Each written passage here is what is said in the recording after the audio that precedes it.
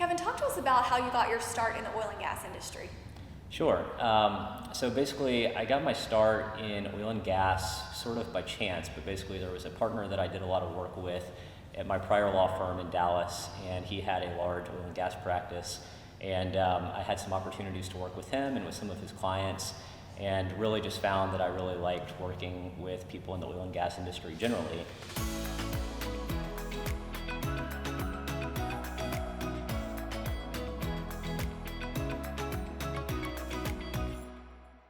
As background, I basically went to law school with a focus on doing M&A deals and transactions because I did investment banking before law school and was just an avid reader of the Wall Street Journal and really just liked doing deals.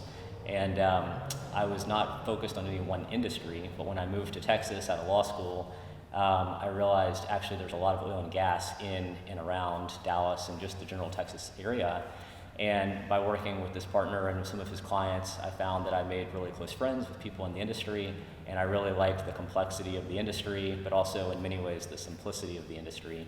And I thought it was just fast-paced. I thought that the executives in oil and gas tend to be younger, kind of like me, and I just thought it was a very relational and relationship-oriented business, which I really gravitated to.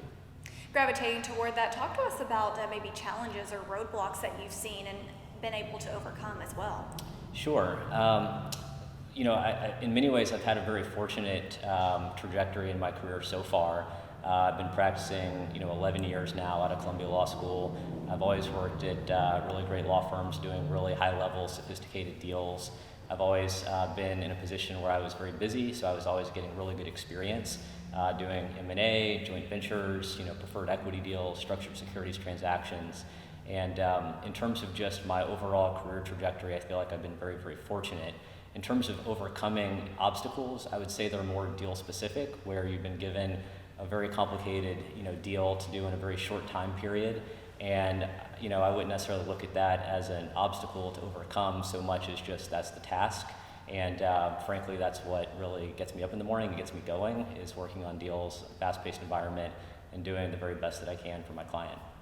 Talk to us about any advice you may have for the younger professionals or really trying to find their way in their future as well.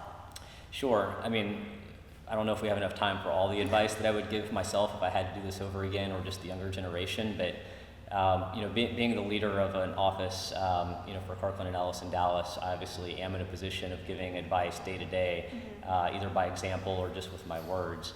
And I would say the number one thing is just take ownership of your career at a young age. Nobody cares as much about your own development as you do.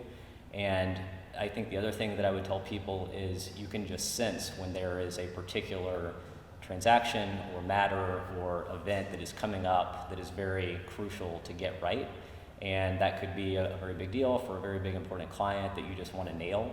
And I think those are the circumstances, those are the times to just drop everything and give it your all and get it right. Because if you do that, then you'll basically put yourself on an even better trajectory than you run before. Very good advice there. Can you talk to us about any advice you have for work-home life balance? A lot of people may be trying to figure that out as well. Yeah, I don't think there's any one answer that works for everybody. I've been married for 11 years, and just for example, today I had to travel, but I woke up extra early to go get donuts for my daughter because it's her birthday and that's what she wanted. At the end of the day, I think work-life balance is just that. You do your best. You're always trying to do the very best for your clients and for your work and for your partners you work with. At the same time, you're also trying to do your very best for your family. And I think there's some give and get in that scenario. Sometimes your family has to stretch a little for you to do what you need to do at work. And sometimes, your clients and your colleagues will understand that they need to help out so that you can go do things that you need to go do at home. And so one thing that we focus on at Kirkland in Dallas is being very family focused. We have a lot of young partners with young families and a lot of associates and colleagues with families. And we don't begrudge that. We're really focused on leaning into that and telling people we get it, we're there ourselves. And obviously number one is let's do a good job for our clients, but equally important is let's be good to our families as well. Very good advice, and we appreciate you sharing your story with us as well. And congratulations on this honor, Kevin. Thank you. You're very welcome. And for more on honorees like Kevin, you can find that information on heartenergy.com.